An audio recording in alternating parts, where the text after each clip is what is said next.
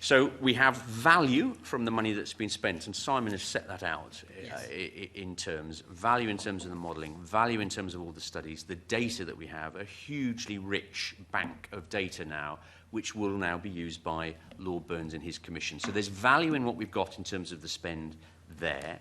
We then have properties.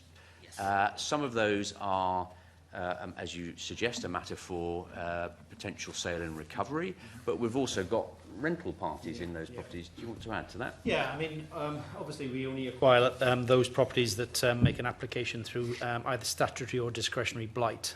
So it's not a case of us going around buying property in advance, and we buy them in response to a statutory blight claim. So yes, in terms of value, then we do have a number of properties along the route of the scheme that will have value.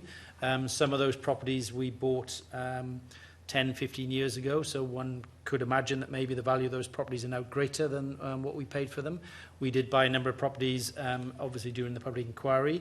Whether or not they've increased or decreased in value, we don't know, but we don't leave properties sitting empty and idle anyway. We let those out and tenant those properties.